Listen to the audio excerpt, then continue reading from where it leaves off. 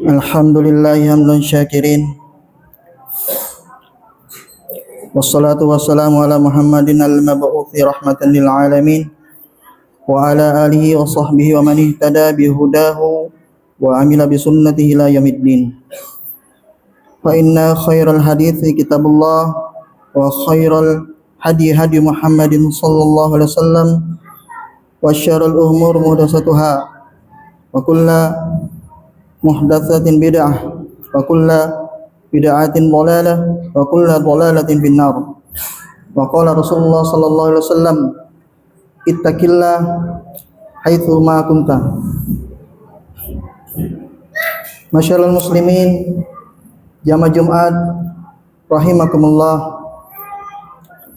Saya wasiatkan kepada diri saya pribadi dan kepada semua jamaah yang hadir di tempat ini agar senantiasa bertakwa kepada Allah Subhanahu wa taala, menjalankan semua perintahnya serta menjauhi dan meninggalkan semua larangannya. Kemudian salawat dan salam semoga selalu tercurah kepada baginda Nabi besar Muhammad sallallahu alaihi wasallam. Masyarul muslimin, jamaah Jumat rahimakumullah. Ada suatu dosa besar yang mungkin tidak banyak yang mengetahui, tidak banyak yang memahami, dan mungkin juga ada yang sudah paham, sudah mengerti, tapi masih tetap melakukan dosa tersebut. Dosa apakah itu? Dosa riba. Riba dalam kaidah fikih yaitu kullu qardin jarron manfaatan fahuwa riba. Setiap hutang, setiap pinjaman yang mengambil keuntungan darinya adalah riba. Dosa riba ini sungguh sangat dahsyat karena Rasulullah sallallahu alaihi wasallam bersabda, riba itu ada 73 pintu dosa. Yang paling ringan adalah semisal dosa seseorang yang menzinai atau berzina dengan ibu kandungnya sendiri. Sedangkan riba yang paling besar adalah apabila seseorang melanggar kehormatan saudaranya. Hadis riwayat Al-Hakim. Makanya yang sampai saat ini masih bermain-main dengan riba atau baru mau mencoba-coba, maka berhati-hatilah, karena Allah telah mengatakan dalam Al-Quran bahwa Allah dan Rasulnya mengumumkan perang kepada pelaku riba. Dan kita sebagai seorang muslim yang telah mengucapkan 2 kalimat syahadat, maka harus yakin dan tidak boleh ada keraguan sedikit pun dengan isi Al-Quran. Allah Subhanahu wa taala berfirman, ya ayyuhalladzina amanu taqullaha wa dharu ma baqiya minar riba in kuntum mu'minin fa in lam taf'alu fa'zanu biharbin minallahi wa rasulih.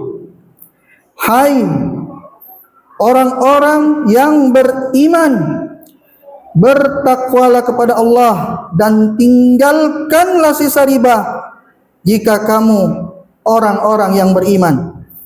Maka jika kamu tidak meninggalkan sisa riba, maka ketahuilah bahwa Allah dan Rasulnya akan memerangimu.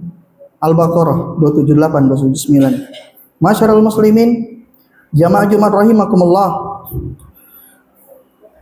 Ada beberapa contoh praktek riba yang selama ini telah terjadi di masyarakat dan sungguh merajalela. Dikarenakan ini sudah menjadi hal yang biasa, makanya orang menganggapnya ini sudah lumrah. Padahal sesuatu yang lumrah itu tidak bisa menjadikan sesuatu yang haram menjadi halal. Haram tetap haram. Contoh pertama, kredit kendaraan, kredit rumah, dan barang lainnya. Membeli barang dengan cara kredit diperbolehkan, namun dengan syarat transaksinya merupakan jual beli dan tidak ada denda keterlambatan pembayaran, tidak ada sita menyita barang yang dikredit, dan tidak ada pihak ketiga yang memfasilitasi pembiayaan pinjaman. Hati-hati, kredit barang transaksinya bisa jual beli tapi bisa juga riba, tergantung dari akadnya. Transaksi kredit barang ataupun kendaraan itu bisa dikatakan riba apabila harga yang sudah ditentukan per bulannya ada lagi penambahan biaya denda apabila ada keterlambatan pembayaran, dan penyitaan barang apabila kreditnya macet. Walaupun pembayaran kita setiap bulannya lancar, namun karena di awal perjanjian sebelum mengambil barang tersebut, sebelum memberi barang tersebut, di awal perjanjiannya akadnya ada biaya denda apabila ada keterlambatan pembayaran, dan kita menyetujui kesepakatan perjanjian ini dari awal, maka itu transaksi riba. Kemudian contoh praktik yang terjadi di masyarakat yang kedua, gadai sawah, gadai kebun, atau sering familiar orang-orang tua kita menyebutnya dengan istilah papasan tanah. Selalu ingat kaidah fikih di awal tadi, penentuan itu hutang riba atau tidak, kullu qardin jarra naf'an fahuwa riba. Setiap piutang, setiap pinjaman yang mendatangkan kemanfaatan, mendatangkan keuntungan, maka itu adalah riba. Dalam hal gadai kebun, contoh kelapa atau sawit, misalnya seseorang petani meminjam uang sebesar 100 juta rupiah, dengan kesepakatan hasil kebun dia ambil oleh yang meminjamkan uang selama 1 tahun misalnya, maka ini adalah hutang riba. Mungkin ada yang membantah, tapi kan ini kita sepakat, sama-sama ridho, tidak ada paksaan kedua belah pihak. Lalu mengapa ini dikatakan riba? Jamaah sekalian, kalau kita berpendapat seperti ini, lalu apa bedanya dengan orang yang berzina? Orang yang berzina, mereka juga sepakat, mereka juga sama-sama ridho dengan harga yang telah ditentukan. Lalu apakah zinanya menjadi halal? Tentu tidak, walaupun sama-sama ridho. Karena ridho Allah tidak ada di situ. Yang ada hanyalah ridho sesama makhluk. Kalau hasil kebun yang menghutangi mengambil hasilnya, maka ada penambahan nilai hutang. Karena hutang 100 juta tadi tetap dibayar di akhir waktu.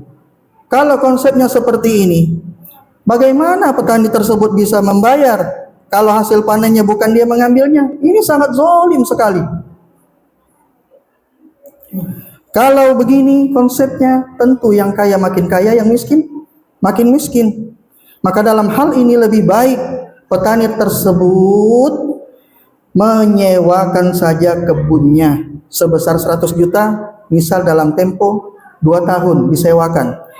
Begitu waktunya tiba sewa itu habis, telah mencapai 2 tahun, maka si petani tidak punya hutang lagi, dan yang menyewa bisa balik modal, bahkan bisa untung dari akad sewa menyewa, bukan akad hutang piutang. Dan yang terutama keduanya dan juga para saksi tidak terlibat dalam dosa riba.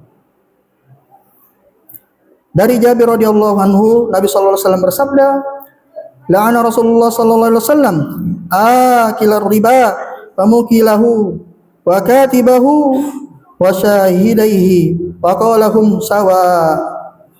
Rasulullah sallallahu alaihi wasallam melaknat pemakan riba atau rentenir, penyetor riba, nasabah yang meminjam, penulis transaksi atau sekretaris, dan 2 saksi yang menyaksikan transaksi riba itu.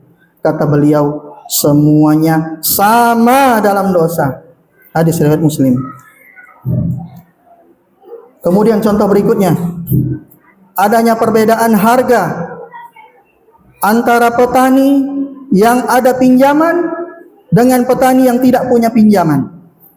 Misal, petani meminjam uang kepada pengepul atau kepada bosnya. Begitu panen, harga yang seharusnya 3.000 dipotong karena ada pinjaman, dibayar dengan harga 2.500 misalnya, ataupun 2.800 misalnya. Ini pinjaman riba karena ada manfaat, ada keuntungan dari uang yang dipinjamkan. Setiap pinjaman yang mendatangkan manfaat, sekali lagi, maka itu riba.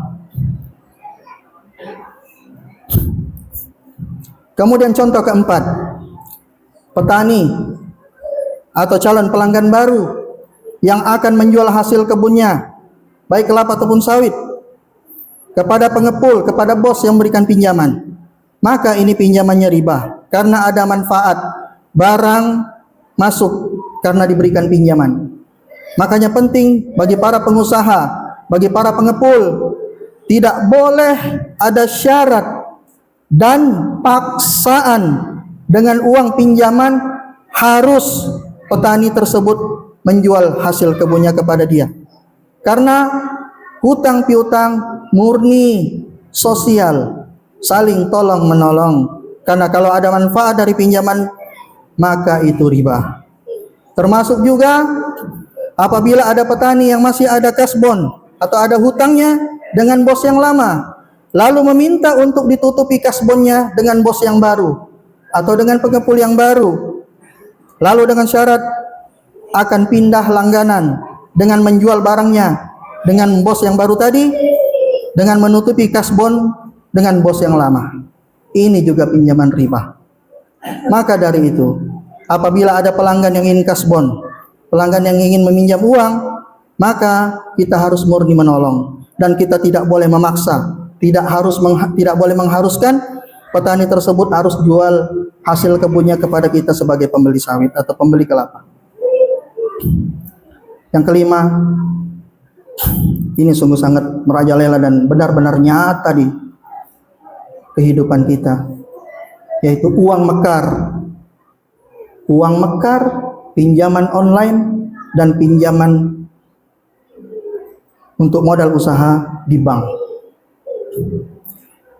Dan ini ribanya tentu sangat jelas, bukan lagi samar-samar. Karena pinjam 1 juta, pengembalian uang dicicil menjadi 1,5 juta dalam tempo 1 tahun. Kalau terlambat terkena denda, bahkan gara-gara pinjol, gara-gara hutang di bank, gara-gara hutang dengan rentenir. Banyak kasus seseorang bunuh diri karena tidak kuat dengan teror para debt collector dengan berbagai ancaman. Kemudian contoh yang keenam, deposito atau menyimpan uang dalam jumlah besar di bank dengan tujuan agar uangnya di bank itu bertambah. Bertambahnya dari mana? Tentu dari bunga. Menyimpan uang atau deposito di bank dengan alasan lebih aman daripada simpan di rumah, boleh-boleh saja. Asalkan uang deposito tidak bertambah. Yang lebih baik lagi, simpanlah dalam bentuk emas maupun bentuk aset yang lainnya. Yang ketujuh, riba dalam arisan. arisan dengan adanya potongan biaya administrasi, dan nama orang yang keluar harus mentraktir anggota arisan lainnya. Yang kedelapan, yang sungguh sangat miris, dana talangan haji dan umroh. Inilah penyebab kenapa antrian haji begitu panjang. Karena dengan uang 2 juta saja langsung dapat nomor antrian, langsung dapat nomor porsi haji. Sisanya dicicil sampai beberapa tahun. Seharusnya cuma bayar 25 juta untuk setoran awal. Karena adanya dana talangan tadi sehingga dicicil menjadi 30 juta, bahkan lebih. Kita tertipu, terpedaya, terhasut dengan istilah dana talangan.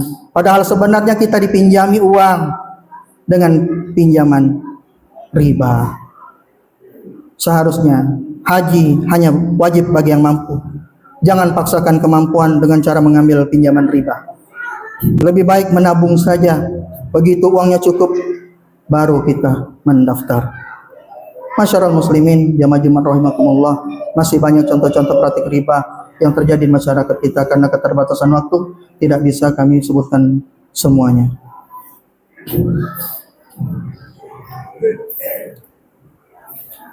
Masyarakat muslimin, jamaah Jumat rahimakumullah, lalu bagaimana apabila kita sudah terlanjur, ini ceritanya, sudah terlanjur kredit motor, terlanjur kredit mobil, kredit rumah, terlanjur dengan pinjaman uang mekar, terlanjur sudah minjam uang di pinjaman online atau pinjol kita sering sebut, dan ternyata pinjaman tersebut baru kita ketahui ternyata itu adalah riba. Maka kita harus lunasi, karena ini sudah kewajiban membayar hutang, dan kita menyadari kesalahan dan dosa, dan kedepannya jangan lagi kita mengulang kredit barang atau pinjam modal usaha di bank dengan cara transaksi riba. Kalau belum mampu membeli sesuatu, maka bersabarlah. Jangan lupakan Allah yang maha segala sesuatu. Minta kepada Allah, minta pertolongan kepada Allah yang maha kaya dan maha pemberi rezeki. Lebih baik menabung sampai uangnya cukup daripada harus memaksakan kemampuan, akhirnya terjerumus dalam dosa riba. Mungkin di antara kita ada yang sering kali mengeluh karena doanya belum juga dikabulkan oleh Allah. Tapi kita tidak menyadari bahwa ada dosa yang menghalangi terkabulnya doa kita. Bagaimana doamu akan terkabul sementara Allah dan Rasulnya telah memerangimu karena dosa riba yang kau lakukan? Kau berusaha dengan modal pinjaman riba, hasilnya pun kau berikan makan anak dan istrimu dengan uang yang haram. Yakinlah, siapapun yang menantang perang dengan Allah pasti akan hancur. Rumah tangga berantakan, banyak musibah, bangkrut, hingga jatuh sakit. Begitu engkau melakukan pinjaman dan transaksi riba, maka Allah tidak akan menghancurkanmu sekaligus saat itu juga, tidak. Akan tetapi Allah menghancurkanmu secara perlahan demi perlahan, agar kau segera bertobat, agar kau segera sadar. Selagi Allah masih memberikan kesempatan, maka bertaubatlah dari dosa riba dan jangan kau ulangi lagi. Sadarlah jemaah sekalian, bersabarlah. Dunia ini hanya sebentar. Kita tidak perlu malu kalau kita membeli sepeda ataupun membeli motor yang bekas. Yang penting kan fungsinya, dan yang terutama keberkahan dari yang kita lakukan itu. Jangan hanya karena gengsi, jangan hanya karena ikut-ikutan sehingga kita berani melakukan dosa riba. Ketahuilah dunia ini memang penjara bagi orang-orang yang beriman. Maka patuhilah perintah Allah dan jauhi dan tinggalkan larangan Allah. Semoga Allah mengampuni dosa-dosa kita, dan yang saat ini sedang berjuang melunasi hutangnya dan hutang riba, Allah memberikan kemudahan untuk segera melunasi hutangnya. Semoga isi khutbah ini bermanfaat dan bisa diamalkan bagi khatib sendiri dan seluruh jamaah. Semoga kita bisa istiqomah meninggalkan dosa riba ini. Percayalah akan janji Allah. Allah tidak akan meninggalkan hamba-hambanya yang sungguh-sungguh bertaubat. Barakallahu wa lakum fil Qur'anil azim wa nafa'ani wa iyyakum bima fihi minal ayati wa dzikril hakim. Aqulu qawli hadza wa astaghfirullah li wa lakum wa lisairil muslimina fastaghfiruhu wa huwal ghafurur rahim. Innal hamdalillah nahmaduhu wa nasta'inu wa nastaghfiruh wa na'udzu billahi min syururi anfusina wa min sayyiati a'malina. May yahdihillahu fala mudilla lahu wa may yudlilhu fala hadiya lahu. Wa asyhadu an la ilaha illallah wa la syarika lahu wa asyhadu anna Muhammadan 'abduhu wa rasuluh. Amma ba'd. Qala Rasulullah sallallahu alaihi wasallam, ittaqillaha haitsu ma kunta. Innallaha malaikatahu yusholluna 'alan nabi ya ayyuhalladzina amanu shallu 'alaihi wa sallimu taslima. Allahumma shalli 'ala Muhammad wa 'ala Muhammad kama shallaita 'ala Ibrahim wa 'ala Ibrahim wa barik 'ala Muhammad wa 'ala Muhammad kama barakta 'ala Ibrahim wa 'ala ali Ibrahim innaka Hamidum Majid. Allahumma ighfir lil muslimina wal muslimat wal mu'minina wal mu'minat al ahya minhum wal amwat.